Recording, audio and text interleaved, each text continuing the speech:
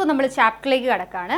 നമുക്ക് ആദ്യമായിട്ട് പഠിക്കാനുള്ളത് physical change and chemical change. ഇത് തമ്മിലുള്ള വ്യത്യാസമാണ് നമുക്ക് പഠിക്കാനുള്ളത്.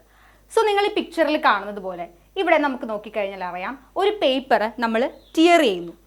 ഇവിടെയാണെങ്കിലോ ഒരു പേപ്പർ നമ്മൾ കത്തിക്കുന്നു. അപ്പോൾ ഒരേ വസ്തു തന്നെയാണ് നമ്മൾ എടുത്തിരിക്കുന്നത്, അതായത് പേപ്പർ. നമ്മൾ ആദ്യത്തെ കേസിൽ പേപ്പറിനെ എന്ത് ചെയ്യുന്നു? ടിയർ ചെയ്യുന്നു, അല്ലെ, കീറുന്നു. രണ്ടാമത്തെ കേസിൽ നമ്മൾ എന്താ ചെയ്യുന്നത്? പേപ്പറിനെ കത്തിക്കുന്നു.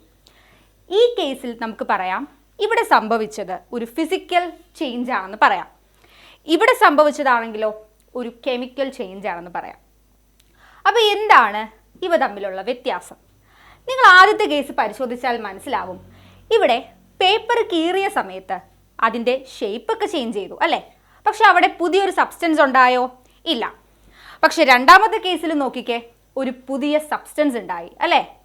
ഈ ഒരു പേപ്പറായിട്ട് തന്നെയാണോ എക്സിസ്റ്റ് ചെയ്യുന്നത്? അല്ല. പേപ്പർ കത്തിച്ചു കഴിഞ്ഞപ്പോൾ ചാരമുണ്ടായി, അല്ലേ? ആഷ് ഉണ്ടായി.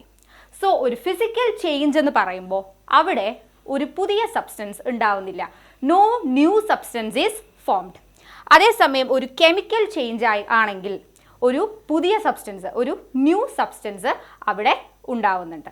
അപ്പോൾ ഇതുപോലെ നമുക്ക് ഫിസിക്കൽ ചേഞ്ചസും കെമിക്കൽ ചേഞ്ചസും നമുക്ക് ധാരാളം എക്സാമ്പിൾസ് നമുക്ക് കണ്ടെത്താനായിട്ട് സാധിക്കും.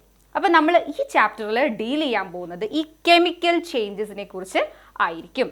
So consider some situations in our daily life. Milk is left at room temperature during summers. An iron tawa or pan is left exposed to a humid atmosphere. Grapes get fermented. Food is cooked. Food gets digested in our body. We respire. ഇതൊക്കെ നമ്മുടെ daily ലൈഫിൽ സംഭവിക്കുന്ന ചില കാര്യങ്ങളാണ്, അല്ലേ?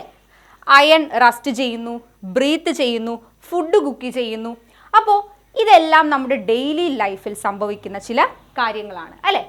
നമുക്കറിയാം, ഒരു iron തവ കുറേ നാൾ എയറിൽ എക്സ്പോസ് ചെയ്ത് കഴിയുമ്പോൾ എന്താണ് സംഭവിക്കുന്നത്? അത് റസ്റ്റ് ചെയ്യാൻ തുടങ്ങും, അല്ലേ? അത് തുരുമ്പിക്കാൻ തുടങ്ങും. യഥാർത്ഥത്തിൽ അവിടെ സംഭവിക്കുന്നത് ഒരു ചേഞ്ചാണ്, അല്ലേ? Iron article it is converted into rust. അപ്പോൾ അവിടെ സംഭവിക്കുന്നത് ഒരു മാറ്റമാണ്, ഒരു ചേഞ്ചാണ് അവിടെ സംഭവിക്കുന്നത്. അപ്പോൾ ഇതുപോലെ നമുക്ക് ഡെയിലി ലൈഫ് സിറ്റുവേഷൻസ് നോക്കിക്കഴിഞ്ഞാൽ ഫെർമെൻറ്റേഷൻ, ബ്രീത്തിങ്, ഇവിടെ എല്ലാം സംഭവിക്കുന്നത് യഥാർത്ഥത്തിൽ എന്താണ്? ഒരു ചേഞ്ചാണ്. നമ്മൾ ഫുഡ് കഴിക്കുമ്പോൾ നമ്മൾ കഴിച്ച രൂപത്തിലല്ല, അത് എനർജിയിലോട്ടാണ് കൺവേർട്ട് ചെയ്യുന്നത്, അല്ലേ? നമ്മൾ കഴിക്കുന്ന ആഹാരം. സോ അവിടെയും എന്ത് തന്നെയാണ് സംഭവിച്ചത്? ഒരു ചേഞ്ചാണ്, ഒരു മാറ്റമാണ് സംഭവിച്ചത്. അപ്പോൾ ഇങ്ങനെ നമുക്ക് ഡെയിലി ലൈഫിൽ ധാരാളം ചേഞ്ചസ് കണ്ടുപിടിക്കാനായിട്ട് സാധിക്കും. സോ നമുക്ക് 2-3 എക്സാമ്പിൾസ് നോക്കാം. നമ്മൾ ആദ്യമായിട്ട് ചെയ്യാൻ പോകുന്നത് ബേണിംഗ് ഓഫ് മഗ്നീഷ്യം റിബൺ. ഒരു മഗ്നീഷ്യം റിബൺ ബേൺ ചെയ്താൽ എന്താണ് സംഭവിക്കുന്നത്? അപ്പോൾ നമ്മളൊരു മഗ്നീഷ്യം റിബൺ എടുത്ത് കത്തിച്ചു കഴിഞ്ഞാൽ it burns with a white dazzling flame. Okay, നല്ല ഒരു വൈറ്റ് കളറിലുള്ള ഒരു ഫ്ലെയിമിൽ ഈ മഗ്നീഷ്യം ബേൺ ചെയ്തിട്ട് നമുക്കൊരു വൈറ്റ് കളേർഡ് സബ്സ്റ്റൻസ് കിട്ടും, ഒരു വൈറ്റ് പൗഡർ പോലത്തെ ഒരു സബ്സ്റ്റൻസ് കിട്ടും. ഇതിനെ നമ്മൾ വിളിക്കുന്ന പേരാണ് മഗ്നീഷ്യം ഓക്സൈഡ്. അപ്പോൾ ഇതാണ് ഒരു മഗ്നീഷ്യം റിബൺ ബേൺ ചെയ്യുമ്പോൾ കിട്ടുന്ന പ്രോഡക്റ്റ്.